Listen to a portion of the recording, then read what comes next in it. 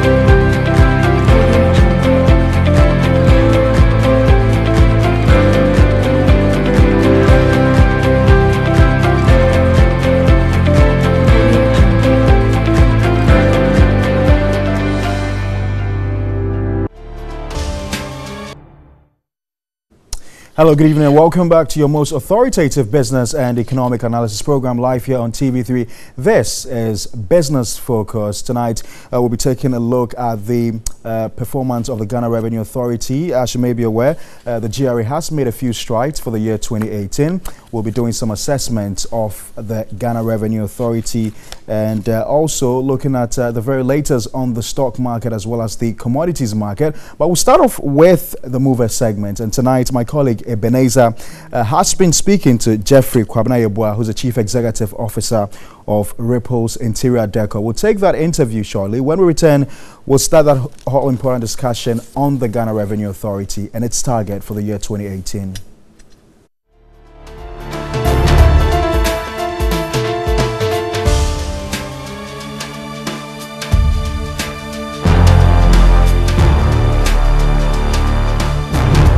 Good evening and welcome to the Mover segment on Business Focus. I'm Eben Ojekunwate, and tonight we celebrate a young man who into a startup business. He does interior decor, and the name is Jeffrey Kwabena Yeboah, the CEO of Ripples Interior Decor. Thanks and welcome to the program. Thank you very much. Let's look at the rationale behind recycling car ties into furniture. There are a lot of furniture out there in Ghana, but I feel like we could use other means of making furniture with car ties other than using the natural wood. And car ties pose a lot of danger and harm to the environment. The only means of disposing car ties is burning, throwing them in river bodies and all that. So I felt we could come up with something new. Not entirely new, because I know, and let me acknowledge that there are some others doing some, even inside Ghana and outside Ghana. But nonetheless, I can also add my quota. So this is more of an eco-business. What are you studying in school? I'm studying information studies and economics in the University of Ghana. The best way would have been doing software development. Software development fetches a lot of money. So why not that? Well, it's the passion. You see, it's the passion. I always tell people that whatever you want to do in life, you either do it with passion or you don't even do it at all. This is my passion. This is what I've found. I mean, it's interesting. I love it. I could, of course, venture into other business, but this is mine. That doesn't mean I'm undermining the studies of economics and information studies. I mean, we can all not be economists and we can all not be computer analysts. So this is mine. School is also different, but this is mine. I defend my course for 2 years. To do this? Just to do it. So I love it. So apart from recycling car ties, what other raw materials do you use for the furniture? For the furniture, I use the local sisal ropes. Locally, yeah, there's a cherry aponche. Okay. This Christmas, okay. Yeah. So if I can demonstrate some of them, this is the local jute rope.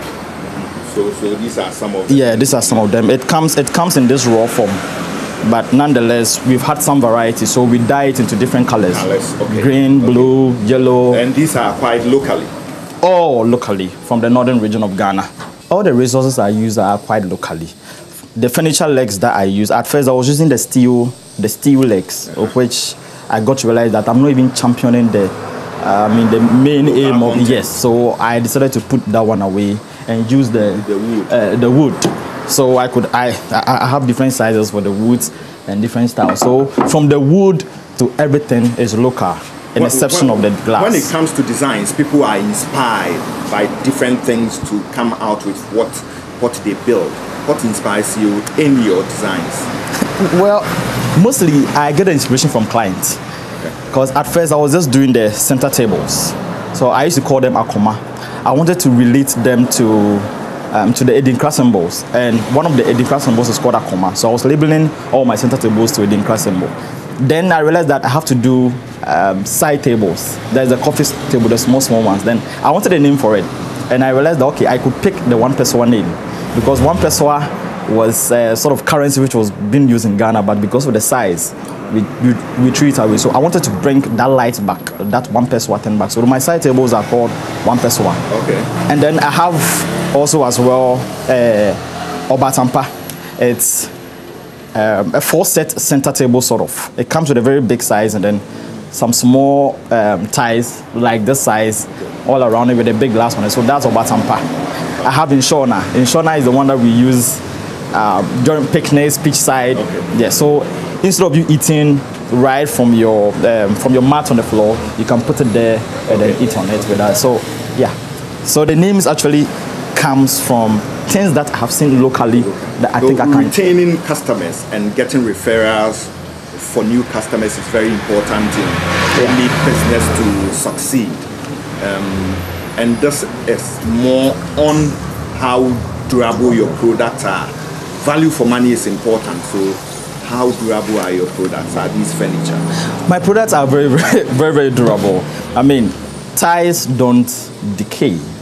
I mean, all things being equal, ties don't decay. I mean, it takes million years for ties to decay. Let me put it that way. So the main raw material is okay. Then we have the jute ropes. We treat them here locally in our shop. as well as the wood. So our products are very, very durable, 100% durable. When I go into business, I look at the return to investment, the profit that I will make. And I'm sure you also think in the same way. Sure. How profitable is this business? The business is very profitable. I mean, nonetheless, we are solving a whole global problem with disposal of car tires. So people have this trend attached to, solving the whole global problem by buying one of my products. So at the end of the day, I have lots of customers, but I'm not meeting lots of them because of my capacity. So, capacity to produce is becoming a problem. How are people patronizing the product? Is this huge or just once in a while? Well, with respect to my capacity and looking at the way orders are coming in, it's very huge for me. It's huge. It's huge. So it's profitable. Very, very profitable. Okay. Very, very profitable. That I must say. You're still watching the Mover segment on Business Focus. I'm Eben Ejekun-Boate, and with me is Jeffrey Kwabena-Yeboah. Jeff, how affordable are your products? I'll put it in a relative form, because at the end of the day, what might be affordable for me might not be affordable for the other person. But on the average, it's okay. But I feel like once I expand, once I get the capacity I need, I'll be able to buy more raw materials at a cheaper price, and I'll have more ties to store. Then prices of prices of my products can come down, because I buy these ties because I'm getting them 6s and 7s, especially these very, very small ones. Although they are used, I buy them from the organizers. Even though they are ready to burn it, I still buy them from them, so that at least they'll be encouraged that, hey, you don't have to burn the ties, put it there. Someone will definitely come for it. So I can buy some as much as 10 cedis, 20 cedis, which is quite expensive. But I buy them one because of this small space.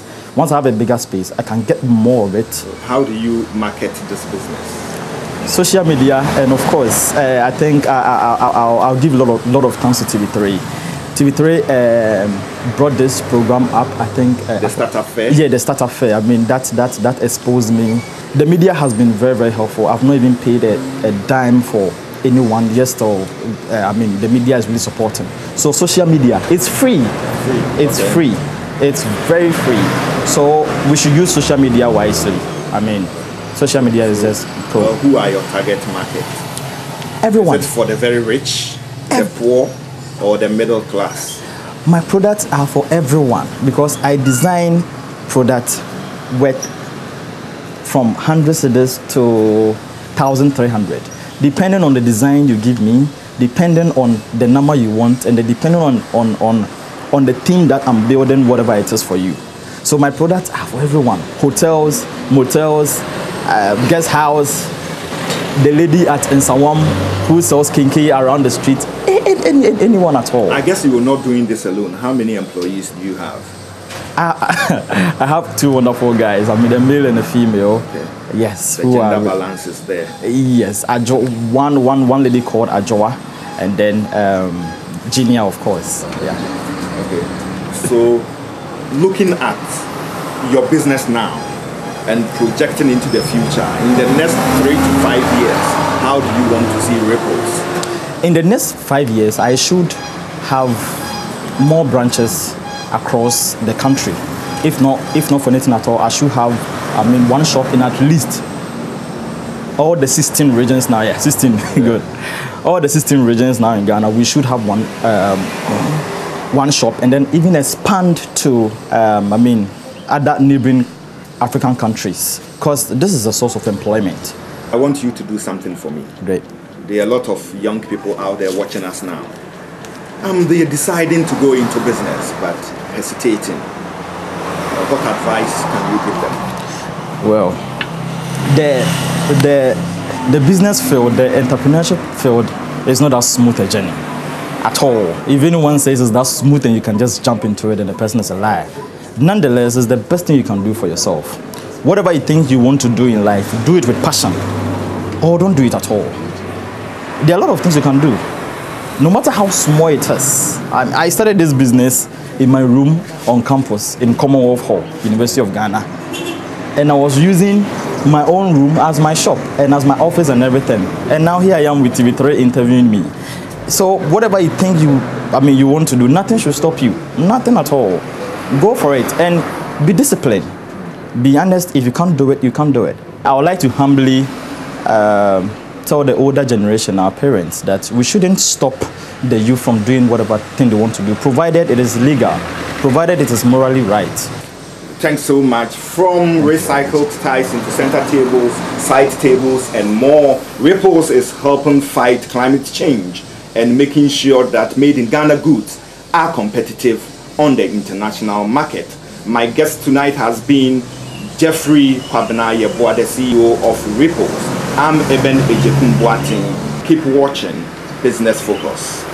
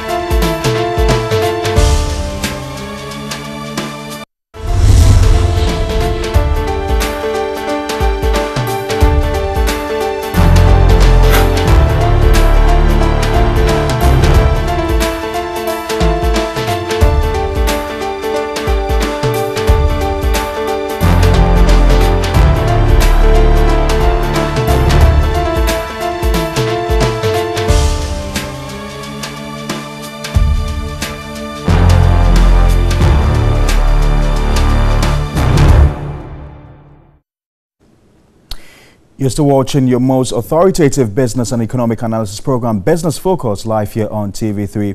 Just gone past is an interview with the Chief Executive Officer of Ripples Interior Decor, Jeffrey Kwabena Yeboah. He was in that interview with my colleague, Ebenezer Ejekun.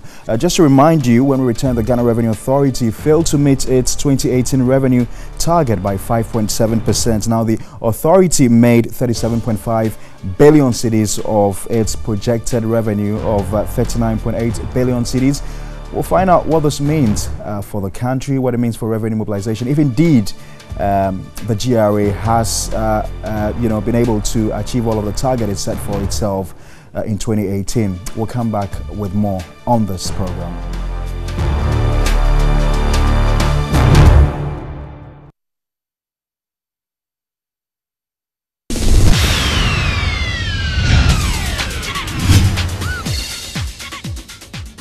Rockstars, the largest roofing manufacturing company in Ghana with unbeatable standards in the building industry. We give you free transports, installations, and after-sales service. Rockstars offers you AZ150, the right protective coating to prevent your roof from rusting. Where other roof coatings fade within 2 years and rust in 10 years, AZ150 is proven to last over 40 years without showing any signs of corrosion. We sell AZ150 at the lowest price in the industry. Visit any of our offices in Accra, Kumasi, and Takoradi. Call us on 0243 690 402 or 3. Still 0302 410 866. Rockstars, quality and affordable. To every story, there's a deeper meaning, a host of angles, which, when reported with the highest ethics of journalism, bring out the perspectives that matters most to you. That's what News 360 is all about. I seek to climb higher, dig deeper, and go further to bring you 360 degrees of the news and what happens thereafter. I'm Natalie Fort. Join me on News 360 every weekday at 7 p.m.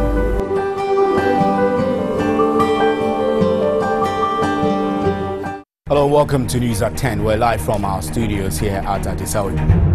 When you miss News 360 at 7 p.m. because of a busy schedule, we'll serve you again with a smart recap tonight at 10 p.m. with a detailed dissection of the major news of the day, so you are never left behind. They punch my face, use the gun to hit my wrist. News at 10. News with a broader perspective. My name is Stephen Enti. See you tonight at 10.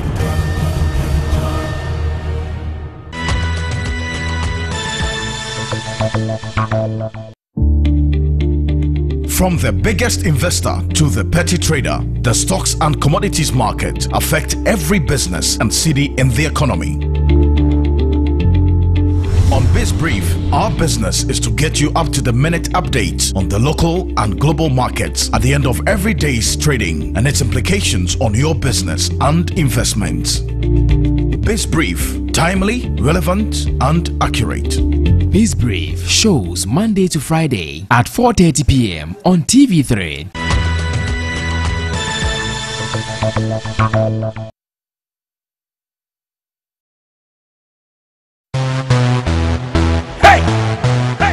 It's back. It's more fun and much more healthier. Lose weight the right way in the 3FM Fat to Fit Season 6 from Saturday 2nd February to Saturday 30th March 2019. Pick a form at the premises of 3FM and TV3 at the Sawikanda, Airport Shell, Aviation Social Center or game at the Accra Mall for only 200 Ghana cedis. Registration is ongoing till Saturday 2nd February 2019. Package includes a 60-day healthy meal plan, free gallon of natural fruit juice, t-shirts and exciting workout sessions. You can also register conveniently online at www.3news.com and pay via Momo number 0548692355 or call for enquiries. The 3FM Fat to Fit Season 6 is sponsored by Oro 500, produced by the Center for Plant Medicine Research, Aviation Social Center. 3FM Fat to Fit Challenge. Lose weight the right way. Major Nisamba.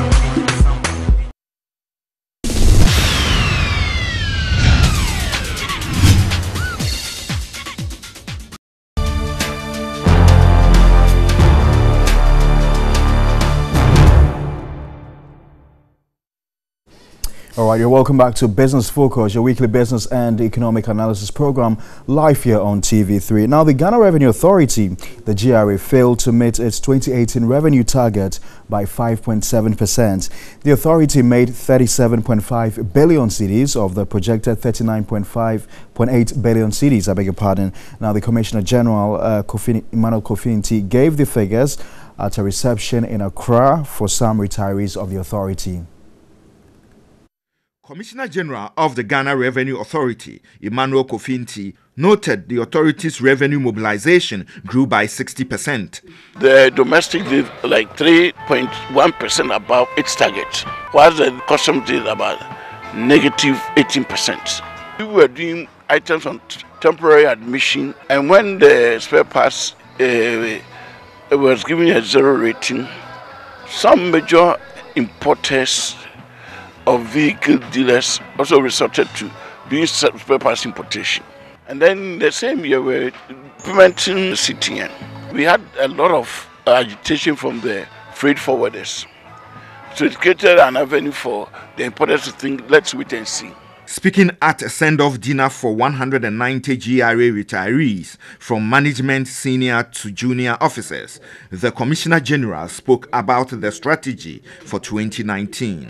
We want to go month by month, so that we do not wait for a quarter before we start initiating, and then move on and change the terrain and seek to achieve our ends the way we need to.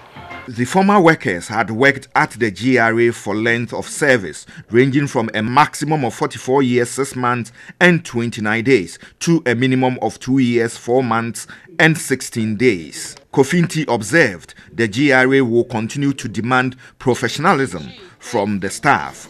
Some staff have been interdicted. The disciplinary actions are being implemented.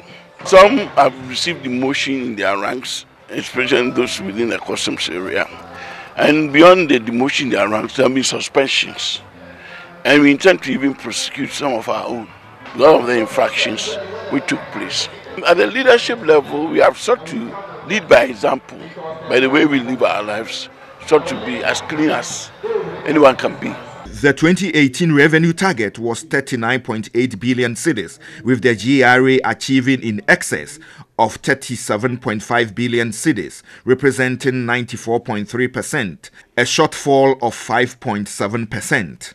In 2017, the GRA raked in 32.3 billion cedis. registering a shortfall of 1.1 billion cedis. This figure, however, represented a nominal growth of 22.3% over 2016. The 2019 budget statement indicated that domestic revenue is estimated at 57.8 billion cedis, representing an annual growth of 25.5% over the projected outturn of 2018.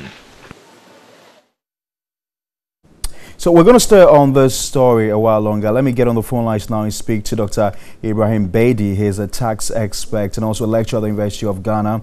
Thank you very much, sir, for your time. So, you know, the Ghana Revenue Authority achieved a 94.3% of its revenue target for 2018. Some have said this is a sterling performance. What do you say?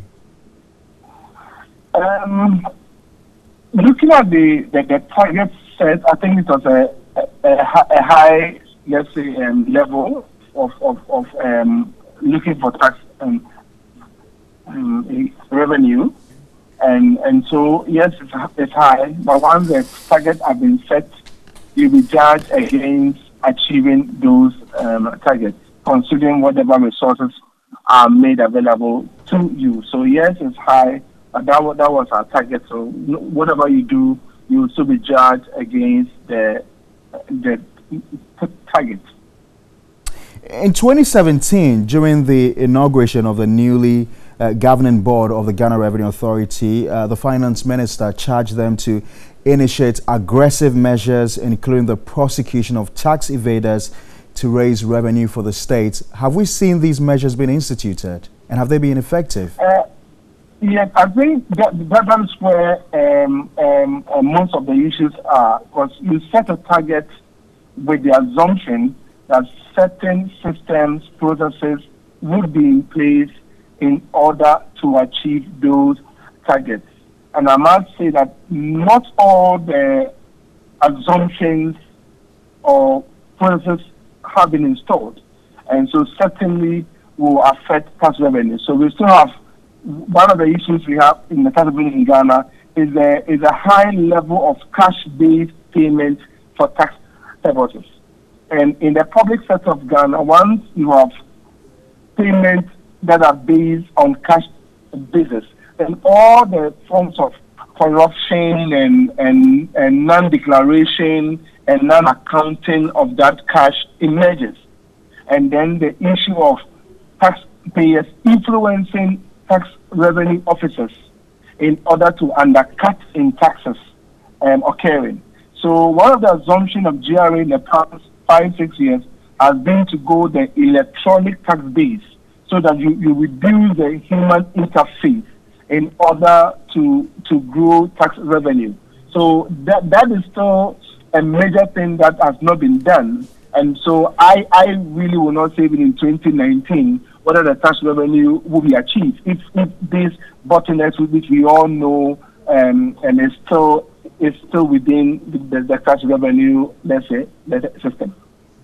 Indeed, we've seen some resistance from the ports recently during the introduction of some new policies. But with regards to the issue of collusion with officials of the GRA, we've also heard from the Director General that the GRA itself is taking, it's prosecuting some of its members. Is that the way to go?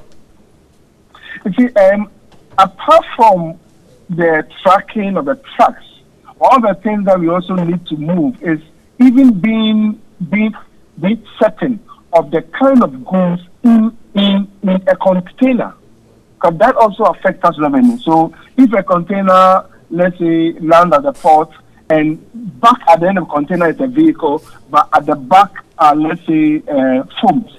Now you'll be taxing the foams, and you may not know that there's even a vehicle or tie or other goods that probably require higher taxes to be imposed. That's how come the electronic system would have been much easier. So a scan that works so well, and it translates into identifying the goods, it translates into computing the tax by itself without with very little minimal human interface.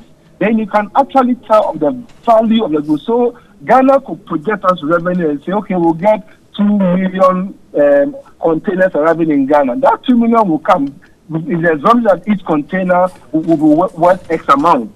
And so based on the tax rate, this revenue will come. So maybe you get 2,500 containers appearing, but somebody is going to open a container, somebody is going to see a vehicle, and then we'll decide whether the vehicle should go for X tax or Y tax. And at that point, people do their negotiation. So the state will lose, but the individual will gain. And in order to break that, I know my GRA people and the commissioner have been aiming at having an electronic system, and all that calls for will be an investment in that sector, in that system-based environment. That will clear up the human element. But it's taking us forever to deploy such a simple technology. Let's talk about two major issues that have come up over the years. The issue of expanding the tax net, which has been a major issue over the years, and then also the issue of revenue leakages in the system. Have these two issues been effectively addressed in your estimation? Yeah, so I think one of the discussion we must be talking about as we talk about Ghana going beyond aid is sometimes I think we concentrate so much on tax revenue generation. In every country, we have tax revenue and we have non-tax revenue. So just this morning, I hear on the news that an accountant of the Registrar General Department has not accounted for $130,000. So these are non-tax revenue. If all these revenues are monitored in a way that Ghana gets the maximized tax revenue in our hospitals, in our schools, in our district assemblies, we'll be getting so much as well from non-tax revenue. So even when there's a shortfall in tax revenue, then you will be able to say, okay, we got shortfall in tax revenue, by non-tax revenue we exceeded it by X amount, and so we come back to the total tax revenue we were aiming at, and we'll be able to achieve our aims. So in the area of also tax revenue itself, there may be the little we collect, the embezzlement, the misappropriation, the non-value for money of projects we pay for, even payments for goods and services that are not delivered, weak internal control systems over our revenue. So all these things are important to even safeguard the little you get in order to ensure development takes place in the country. Moving forward, what procedures or measures would you recommend for the GRA, especially in 2019? Our tax laws are very simple and are very clear. The tax law in 2015 envisaged that we will have what we call electronic tax accounts. So every taxpayer, corporate, individual, indirect taxes, all of us would have been on a certain software promoted by the GRA. And so GRA can identify a tax revenue. You deduct tax at the port, but you cannot deduct tax in your shop. You deduct tax at the port, but when it comes buying a land or whatever, it will be seen. We need to revisit that part of our law, give it the needed investment, and Ghana will just be defined. With the efforts being put in place to digitize the tax payment, we've seen a number of measures being introduced by the GRA. There's still, talks about identifying taxpayers. I mean, tabletop, those who sell on the tabletops and all that. You think that enough of targeting has been put in place to get them also to pay their taxes? I think that the policy is in place. So usually as a country, we come up with a policy by implementation. So for me, when it comes to ideas and strategy, I would say the laws provide several of them. What we have failed to do is simply the implementation. So with the issue of the tabletop and whatever top, one of the ideas that came in 2018 budget was that for this free SHS, for the double track system, produce your mother's or your parents' TIN, and then before the school will give you admission. If you did that, all these 100,000, 200,000 people in school who probably their parents are these tabletop people will be caught in one day.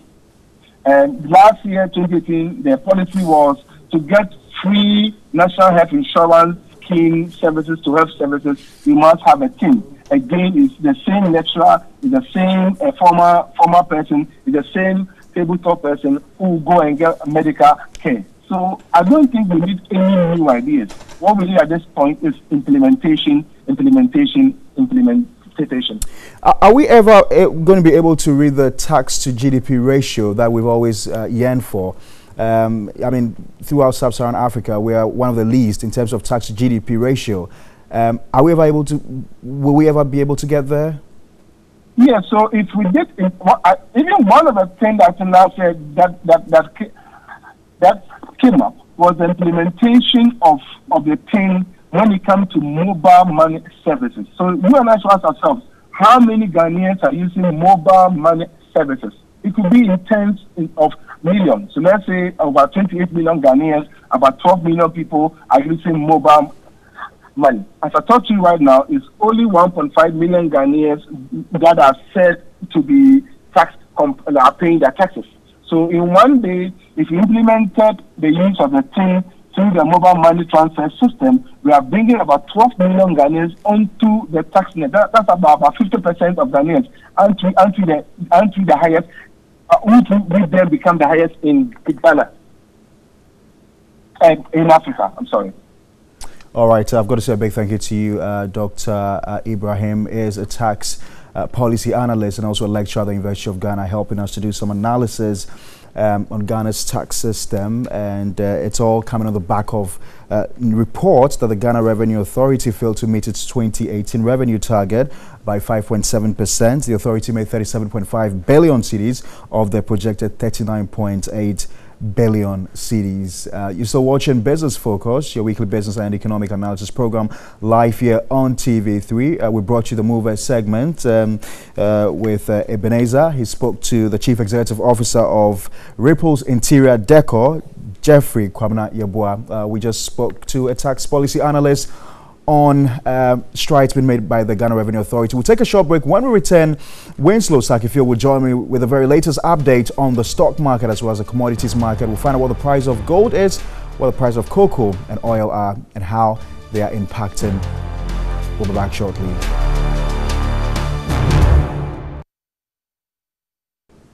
You're welcome to Business Focus, your weekly business and economic analysis program. I'm going to be doing an analysis of the stock market as well as the commodities market with Winslow Sakifio.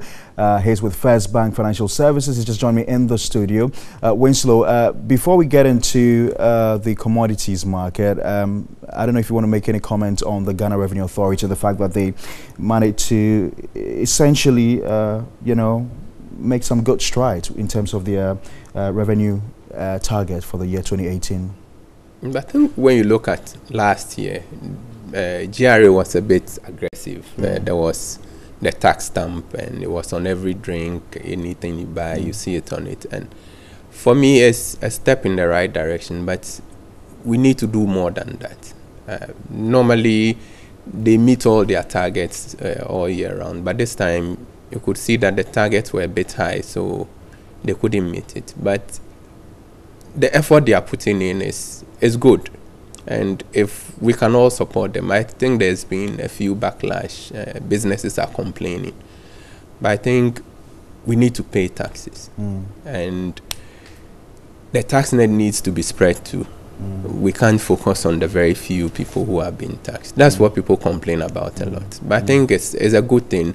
This year, if they can sustain the momentum, we'll be able to achieve our targets. Okay, so crude oil prices have gone up slightly, or they've gone up actually. That's reversing earlier losses. There are speculations that this could be due to cuts in supply or production. Winslow, you've been monitoring this for some time. What are the drivers? What happened was the OPEC countries, they've had discussions in the past about cutting production, but it was last week that they decided to set a timetable for the cuts, and that's had a ripple effect on the market. And we also have US and China, they are in a trade war, and looks like it's being resolved a bit, which means global growth will pick up and demand for oil will also pick up. So that's feeding into the price currently. And we'll see oil going up, especially from the actions by the OPEC countries. What will this mean for Ghana? We are likely to see an increase in prices at the pump, which would impact inflation going forward. Increase in prices at the pumps? Yes. Why? Because of the policy? Yes, you know, the petroleum sector is deregulated, and if crude prices are going up, it will trickle down into how much we pay for fuel. And fuel is related to transportation, and transportation plays a very key role in our economy. So we'll see it having an effect in inflation. Wow. So we're likely to see crude oil prices on the world market go up. Yes. When that happens, we're likely to see prices of crude oil at the pumps also go up as a result of a deregulation policy. Yeah. So automatically prices at the pumps would go up. Definitely. And this will ultimately impact on transport fares, which will ultimately impact on inflation. Yes. So is there any way government can come into question? Of course, we know it's a deregulated market, but of course, government from time I think government from time to time uses the tax component. But I don't think this is the year government wants to support the prices. I think government will let it run. But we are just hoping that the price wouldn't shoot up too much. If it does, then it would hurt government inflation target. Right. So on the part of consumers, we're likely to pay more, which could likely result in inflation. But what about the flip side? Of course, in terms of revenue projection, we know that government had a benchmark revenue price, and once it goes up, what are the implications for that? Okay, so we will benefit from the crude export, but the effect wouldn't be as significant as the price increases we'll see on the market. Okay, so let's move away from oil and talk about cocoa, and then what else? Cocoa and gold. And gold as well, yeah. Okay, so when you take gold, gold was supposed to see a bit of a price surge because of Brexit and then the US government shutdown. But because of a stronger dollar, we saw the prices stabilizing, which is a bit unusual. Sorry for cutting you, but how much of an impact is this US government shutdown having on gold, really? You know, gold is a safe haven investment, and if investors are feeling uneasy about an economy, then they would move to gold. And as it stands now, it's the longest shutdown we've seen, and it doesn't look like it will be resolved very soon. So investors are a bit jittery, which is affecting the actions they take when it comes to the market. Let's go on to cocoa. Cocoa, there's a bit of an increase in demand for cocoa, even though we saw expectations for cocoa production falling lower than what the market anticipated. But going forward, we are likely to see a dampening of the prices because demand will certainly fall in the coming months. All right. So away from the commodities, let's look at the stock market. The stock market didn't perform really well last year, especially a lot of the financial stocks. So coming into January, the central bank governor held a press conference, and we saw it had essentially, government had finished with its, reforms, essentially. Has this given any confidence to the stock market? Unfortunately, it hasn't. What we saw from last year was that investors were very comfortable with the bigger banks, and they were all shying away from the small ones because they needed to meet the minimum capital requirement. I think after meeting the minimum capital requirement, there's still some uncertainty about how profitable the businesses will be going forward. Is it justifiable?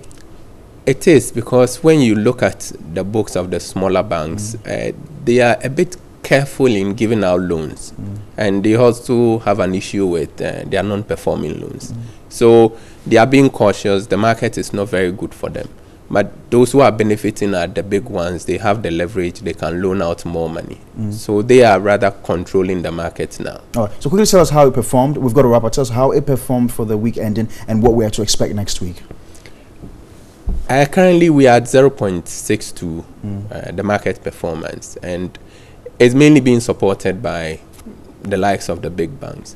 Unfortunately, we expected the manufacturing sector to pick up, but it looks like they're also having an issue with demand. Demand is falling because, I mean, consumers are not so comfortable with the way things are going, so they are not buying too much, and that is affecting the manufacturing sector. But the banks will still carry the day, and we expect them to do. Thank you very much. Winslow Sakifio is with First Bank Financial Services. That's how we wrap up for Business Focus for this week. Thanks very much for watching. This has been your most authoritative business and economic analysis program. My name is Pakwesi Asare. We'll see you same time next week. Stand by now for the news at 7 with Alfred and Natalie Forbes.